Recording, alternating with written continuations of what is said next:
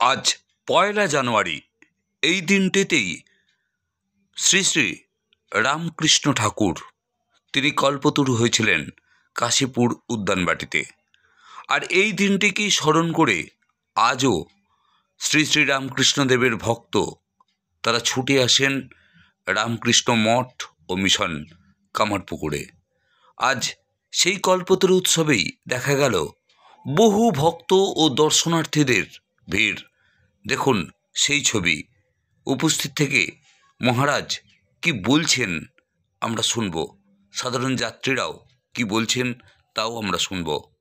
কামারপুকুর থেকে Anup Chatterjee report, news 7 সকাল live.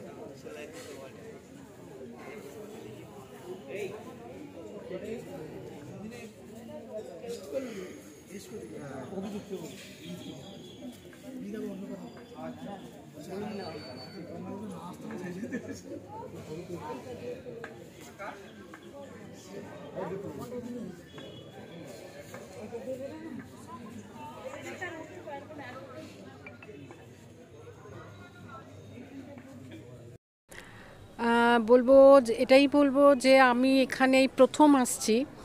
আর আজকে রামকৃষ্ণদেব কল্পতরু হয়েছিলেন।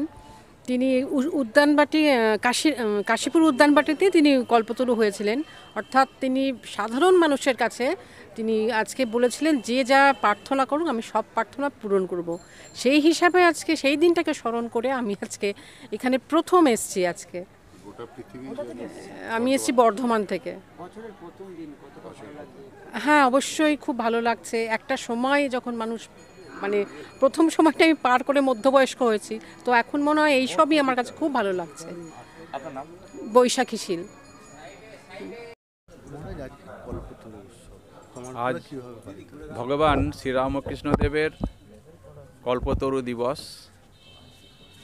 আমরা কামারপুকুর রামকৃষ্ণ মঠ ও রামকৃষ্ণ মিশনে এই দিনটি প্রতি বছরই যেমনভাবে উদযাপন করে থাকি সেইভাবেই আমরা এই বছরও উদযাপন করছি। আপনারা সবাই জানেন যে ভগবান শ্রীরামকৃষ্ণদেব তিনি যখন কাশীপুর উদ্যানবাটিতে ছিলেন কলকাতায়, তখন এই দিনটিতে অর্থাৎ 1লা জানুয়ারিতে ভক্তদের সামনে বিশেষ করে গিরিশ ঘোষ তিনি শ্রীরামকৃষ্ণদেবের কাছে সেদিনে গেছেন এবং অন্যান্য ভক্তরাও রয়েছেন। শ্রীরামকৃষ্ণদেব গিরিশ ঘোষকে হঠাৎ জিজ্ঞাসা করলেন যে গিরিশ, তুমি আমার সম্বন্ধে সব জায়গায় অনেক কিছু বলে বেড়াচ্ছ, আমার সম্বন্ধে তুমি কি বুঝেছো বা কি দেখেছো?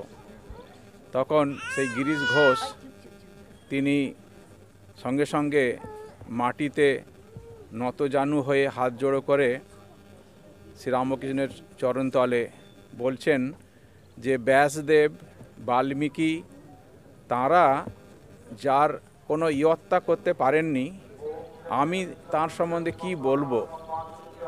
তখন এই কথা শুনে শ্রীরামকৃষ্ণদেবের সমাধিস্থ হয়ে গেছিলেন। আর সঙ্গে সঙ্গে তিনি তাদের আশীর্বাদ করেছিলেন, তোমাদের আর কি বলবো, তোমাদের আশীর্বাদ করি, তোমাদের চৈতন্য হোক। তখন গিরিশ ঘোষ এবং অন্যান্য যে সমস্ত ভক্তবৃন্দ উপস্থিত ছিলেন, তখন শ্রীরামকৃষ্ণদেবের চরণ স্পর্শ করে আশীর্বাদ প্রার্থনা করেছিলেন এবং তিনি তাদের স্পর্শ করে দিয়েছিলেন।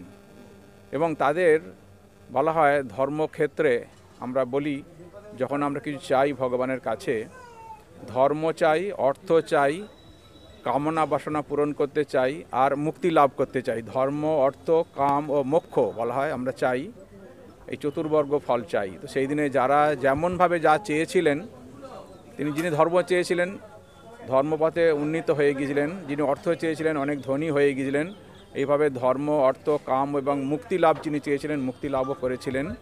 তো সেই দিনটাকেই তিনি যেন কল্পতরু হয়ে গিয়েছিলেন। কল্পতরু মানে হচ্ছে কল্পবৃক্ষ, যেই বৃক্ষের নিচে মানুষ যা চাইবে তাই পেয়ে যাবে।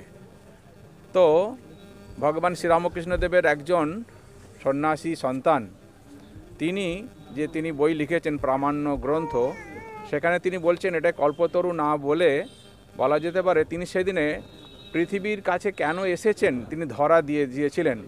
নিজেকে তিনি প্রকাশ করেছিলেন, আত্মপ্রকাশ বলছেন, আত্মপ্রকাশ করে তিনি মানুষকে অভয় প্রদান করেছিলেন যে তোমাদের চৈতন্য হোক, তোমরা অভয় প্রাপ্ত হও। সেই জন্যে তিনি বলছেন যে আত্মপ্রকাশে অভয় প্রদান এই দিনটিকে বলা যেতে পারে। তো যাই হোক না কেন, বেলুড় মঠে আমরা পালন করে থাকি, কাশীপুর উদ্যানবাটি তো বলেইছি খুব বড় করে উৎসব হয়। বেলুড় মঠ এবং কামারপুকুর এবং অন্যান্য আমাদের রামকৃষ্ণ মঠ ও রামকৃষ্ণ মিশনের যত শাখা কেন্দ্র আছে ভারতবর্ষে এবং ভারতবর্ষের বাইরে, সব জায়গাতেই এই কল্পতরু দিবসটিকে পালন করা হয়ে থাকে। আমরা কামারপুকুরে আজকে যেমন সকালবেলা ভোরবেলা 4:30 সময় আমাদের মঙ্গল আরতি দিয়ে শুরু হয়েছে, তারপর আমাদের বেদ পাঠ, গীতা পাঠ এবং অন্যান্য স্তোত্রাদি পাঠ হয়েছে। এখন চণ্ডী পাঠ চলছে, শ্রীরামকৃষ্ণদেবের যে ঘর সেই ঘরের বারান্দাতে চণ্ডী পাঠ চলছে এবং শ্রীরামকৃষ্ণদেবের যে মন্দির সেই মন্দিরে আজকে পূজা করা হয়, বিশেষভাবে পূজা করা হয়, বিশেষ পূজা চলছে। তারপরে যজ্ঞ হবে, অর্থাৎ হোম হবে, তারপর আমাদের এখানে ভজন হবে এবং শ্রীরামকৃষ্ণদেবের জীবন এবং বাণী নিয়ে আলোচনা পাঠ হবে। তারপর সন্ধ্যাবেলা আরতি আছে, আরতির পরে আবার পাঠ আলোচনা রয়েছে, সকালবেলাও ভজন রয়েছে এবং ভক্ত মানুষ যারা আসবেন তাদের জন্য প্রসাদেরও ব্যবস্থা রাখা হয়েছে, তারা প্রসাদ পাবেন। তো ভারতবর্ষের বিভিন্ন প্রান্ত থেকে মানুষরা এসে আমাদের গেস্ট হাউসে রয়েছেন, আর স্থানীয় মানুষ তারাও এসেছেন, সবাইকে আজকে প্রসাদ দেওয়া হবে। আমরা আজকের এই শুভ দিনটি প্রার্থনা করি ভগবান শ্রীরামকৃষ্ণদেব যেমন সেই দিন কল্পতরু হয়ে যে যা চেয়েছিলেন তাই দান করেছিলেন, আমরাও শ্রীরামকৃষ্ণদেবের কাছে আজকের দিনে যা প্রার্থনা করব তাই তিনি প্রদান করবেন, এই আমরা বিশ্বাস করি। সবাই শান্তি এবং আনন্দ লাভ করুন, ভালো থাকুন, এই প্রার্থনা জানাই।